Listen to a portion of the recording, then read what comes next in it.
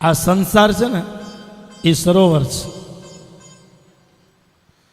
અને આપણે બધા જીવાત્મા, આ ગજેન્દ્ર છે ને એ આપણે બધા જીવાત્મા છીએ. લાલચમાં, લોભમાં આપણે અંદર સંસારમાં એવા રચા પચા રહીએ કે ભગવાન પણ આપણને યાદ આવતો નથી. એટલે સંસાર આ સરોવર છે. અને જે પુષ્પ, એટલે કોઈ આવું આ પુષ્પ નહોતું લીધું, કોઈ કમળનું પુષ્પ નહોતું લીધું, પણ કયું પુષ્પ લીધું? મનરૂપી પુષ્પ. જેથી ખાવાના દિવસો હોય ને તેથી કોઈ ખાવાનું આપે નહીં, બોલો. અને કોઈ માણસ હોસ્પિટલમાં દાખલ હોય તો એની માટે સફરજન લઈ જશે, એની માટે કેળા લઈ જશે, એની માટે નારિયેળના પાણી લઈ જશે. ઓલાને ન ખાવું હોય બિચારો સામે જોઈને જીવ પાડે. હોસ્પિટલમાં પડ્યો કે જેથી ખાવાના દિવસો હતા તેથી કોઈ ભાવ નહોતું પૂછતું, ખાધું છે, જઈમાં છો? અને આજે ખાવાના દિવસો નથી તો લોકો થેલા ભરી ભરીને દેવા માટે આવે છે, બાપ. અને ભાગવતમાં કીધું છે કે આ ગજેન્દ્ર મોક્ષ અતિ પીડાતો હોય વ્યક્તિ,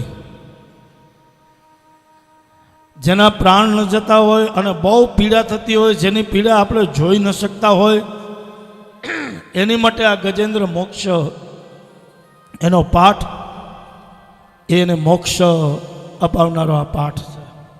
પણ એની માટે અતિ દુઃખ જે આપણે સહન ન કરી શકીએ.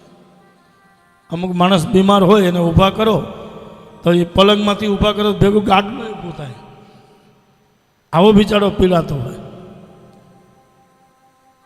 જોવા ગયા હોય એ પણ દુઃખ સહન ન કરી શકતા હોય.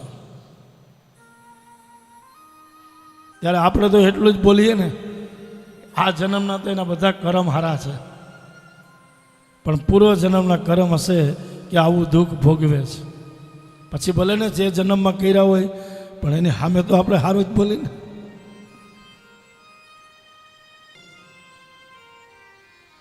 એમ આ કાળમાંથી આપણે નીકળી ગયા છીએ બધા.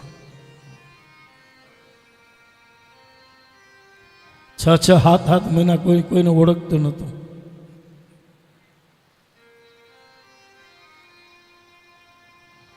કેટલાય માણસો એમાં હોમાઈ ગયા છે, કેટલાય એમાં વિદાય લીધી છે.